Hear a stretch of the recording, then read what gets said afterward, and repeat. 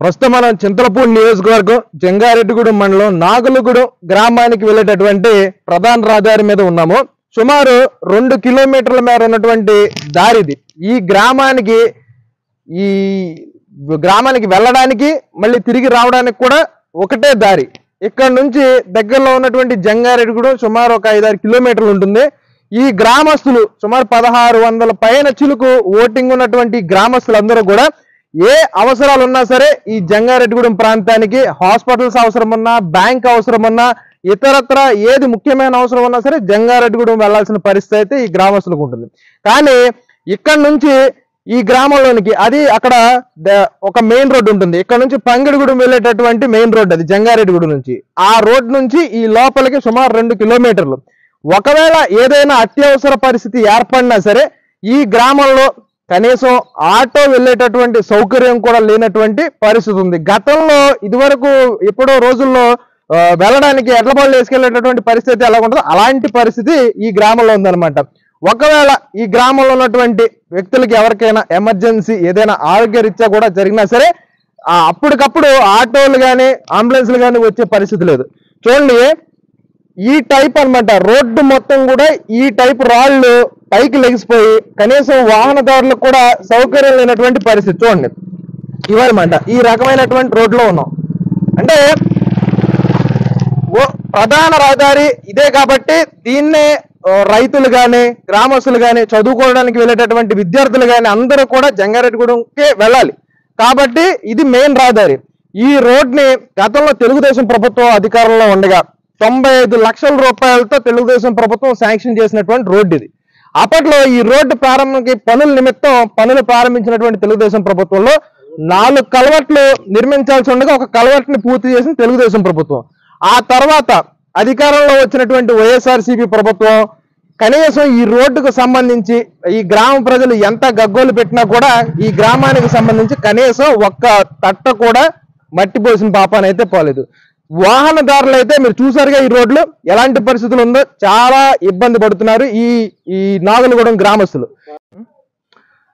ఇదిగోండి, గతంలో తెలుగుదేశం ప్రభుత్వం అధికారంలో ఉన్నప్పుడు శంకుస్థాపన చేసినటువంటి రాయి మన శాసనసభ్యురాలు చింతలపూడి శాసనసభ్యురాలు పేతల సుజాత గారు అప్పుడు చేసినటువంటి శంకుస్థాపన చేసినటువంటి రాయి అన్నమాట ఇది. అధికారంలోకి వచ్చిన తర్వాత అంటే దీని మీద ఎలాగో శిలాపలకం వేయలేదు, రోడ్డు కూడా వేయలేదు కాబట్టి వేసినట్లేరు. వాళ్ళు కూడా ఇది శంకుస్థాపన ఇది చేశారు. ఇది చేసిన తర్వాత ఇప్పుడు మళ్ళీ ఎలక్షన్ వచ్చేసింది కదా, ఇంకో నెలలో ఎలక్షన్ కోడ్ కూడా వచ్చేస్తుంది. కానీ ఇప్పటి వరకు కూడా దీని వైపు ఈ రోడ్డు వైపు తిరిగి చూడలేదు అనమాట. చూడండి, ఇది జంగారెడ్డిగూడెం నుంచి వచ్చేటటువంటి దారి, ఇటు పంగిడిగూడెం వెళ్తుంది. సో ఇక్కడ నుంచి లోపలికి సుమారు 2 కిలోమీటర్ల మేర ప్రయాణం చేయాల్సి ఉంటుంది నాగులగూడెం గ్రామానికి. ఆటోలు కూడా లేని కారణంగా ఏమవుతుందంటే నిత్యావసరంగా ఏది వెళ్లాల్సి వచ్చినా సరే చదువుకునేటటువంటి విద్యార్థులు కానీ, రైతులు కానీ, లేకపోతే వ్యాపారస్తులు కానీ ఎవరైనా సరే వాళ్ళ అత్యవసరాలు రైతులకి తీసుకునేటువంటి పరికరాలు కానీ ప్రతిదానికి జంగారెడ్డిగూడెం నిత్యం ప్రతిరోజు ప్రయాణం చేయాల్సి ఉంటుంది. సో ఇలాంటి రోడ్లలో ప్రయాణం చేయడం వల్ల రైతులు కూడా తీవ్ర ఇబ్బందులకు గురవుతున్నాం అని చెప్పేసి రైతులందరూ కూడా నాగులగూడెం రైతులందరూ కూడా చాలా ఆవేదన వ్యక్తం చేయడం జరుగుతుంది.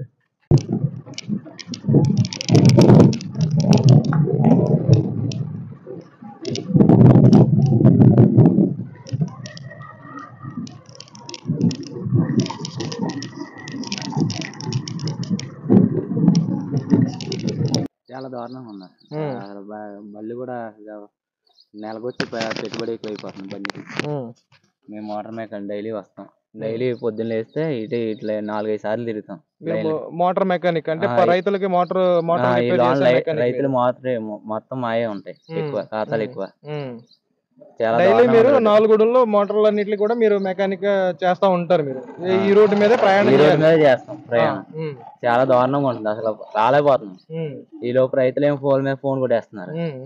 రావడానికి చాలా ఇబ్బంది అయిపోతుంది. మేము వెంటనే రావాలంటే స్పీడ్ గా రావాలంటే రాలేకపోతున్నాయి.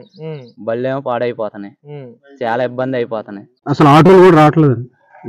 ఎవరన్నా హాస్పిటల్కి వెళ్తా కూడా మొన్న మా పాప మిస్సెస్ బండి మీద ఎవరు బండి ఎక్కితే పడిపోయారు. ఈ రోడ్లోనేనండి. గోతుల గురించి ఎవరు ఎక్కించుకుంటలేదు, ఎవడో ఎక్కించుకుంటే ఇద్దరు పడిపోయారు. అంత దయనీయమైన పరిస్థితి. ఏదో 5,000-6,000 అయిందండి మొన్న మా పాపలకి పడిపోతే దెబ్బలకండి కాలు ఫ్రాక్చర్ అయ్యి. ఇక్కడ నుంచి నాగులగూడెం వస్తుంటే చాలా ఇబ్బంది అవుతుందండి. ఆ బండి మొత్తం గ్రావెల్ అంతా నిలిచిపోయింది. బండి వస్తాం కానీ కారు వస్తాం కానీ అసలు భూమి మీద ఆంతలా ఎక్కడ పడిపోతామని భయం అవుతుంది. కానీ చాలా మంది పడిపోయారు, దెబ్బలు తగిలి చాలా ఇబ్బంది పడుతున్నామండి. పడిపోయారు చాలా మంది, హాస్పిటల్లో జాయిన్ చేసాం, తల బద్దలైపోయింది. ఆ కారు కూడా తోలతానికి భయం అవుతుందండి. కారు కానీ ట్రాక్టర్ కానీ, ట్రాక్టర్ అంటే మాది వెళ్ళిపోతుంది అనుకోండి, బైక్ అసలు ఏ రోజులో పడతామని భయమే. ఏం చెప్తామండి, రోడ్లు ఎంత అధ్వానంగా ఉన్నాయండి. అలా డైలీ ప్రయాణం చేయాలంటే చాలా అస్తవ్యస్తంగా అసలు చాలా ఇబ్బందిగా ఉందండి. రోజు కొన్ని వేల మంది రోడ్లు ప్రయాణిస్తాం, అసలు ఏమాత్రం మారలేదు. చాలా ఇబ్బందులు పడిపోతున్నాం, నడుము నొప్పులు, బళ్ళు ఇప్పటికప్పుడు రిపేర్లు వేలకు వేలు అయిపోతున్నాయండి. చాలా దారుణంగా ప్రభుత్వాలు ఉచితాలనుకుంటా ప్రజలకి ఈ చేత్తో ఇచ్చి ఆ చేత్తో వందలు తీసుకుంటున్నారు కానీ ఈ రోడ్ల మీద దృష్టి పెట్టట్లేదు. చాలా ఇబ్బంది పడిపోతున్నాం. ఇదే కాదండి, రాష్ట్ర వ్యాప్తంగా కూడా ఇలాగే ఉంది. మరి జగన్మోహన్ రెడ్డి గారు ముఖ్యమంత్రి గారు 42,000 కోట్ల రూపాయలు రోడ్లు నిమిత్తం మేము ఖర్చు పెట్టామని చెప్తున్నారు. ఎక్కడ పోసారు ఏం చేశారో తెలియదు. నేను కాక మన రోజా గారు కూడా ఒక ఇంటర్వ్యూలో చెప్తున్నారు, చంద్రబాబు నాయుడు గారు 25,000 కోట్లు ఖర్చు పెడితే జగన్మోహన్ రెడ్డి గారు 42,000 కోట్లు ఖర్చు పెట్టారు రోడ్ల మీద అని చెప్తున్నారు. అసలు ఎక్కడ పెట్టారో ఏంటో, ఏం చేశారో, మరి ఎవరి జోబుల్లోకి వెళ్ళినాయి డబ్బులు, అది కూడా ప్రభుత్వమే చెప్పాలి అధికారికంగా.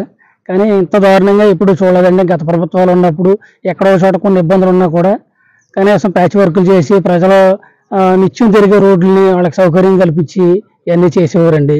గత 5 సంవత్సరాల నుంచి కూడా చాలా అస్తవ్యస్తంగా ఉందండి. రోడ్ల పరిస్థితి అయితే ఏమాత్రం బాగోలేదు. మరి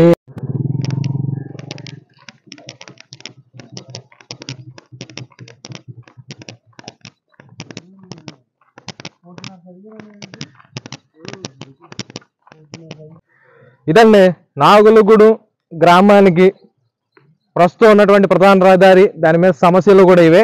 ఇదే కాదు, జంగారెడ్డిగూడెం మండలానికి చెంది 20 పంచాయతీల్లో ప్రతి గ్రామాన్ని అనుసంధానం చేసేటటువంటి మెయిన్ రోడ్లు పక్కన రోడ్లు తప్ప ఆ అనుసంధానం చేసేటటువంటి ఏ ప్రధాన రహదారి అయినా సరే ఇదే పరిస్థితుల్లో ఉంది. వాహనదారులు కానీ అక్కడ ఉన్న గ్రామస్తులు కానీ ఎదుర్కొనేటటువంటి సమస్యలు కూడా ఈ రకంగానే ఉన్నాయి. ఏదో అరాకొర ఎలక్షన్ కోడ్కు ముందు ఇప్పుడు ఏం చేశారంటే కొన్ని శంకుస్థాపనలు చేశారు, కొన్ని 1-2 గ్రామాలకు ఏం చేశారంటే చిప్స్ నార్మల్ గా ఒక ఆల్టర్నేటివ్ రోడ్డు అయితే 1-2 గ్రామాల్లో పోశారు తప్ప మిగిలిన ప్రతి గ్రామంలోనూ కూడా గ్రామానికి అనుసంధానం చేసేటటువంటి ప్రధాన రహదారులన్నీ కూడా ఇలాంటి దుర్భరమైన పరిస్థితుల్లో ఉన్నాయి.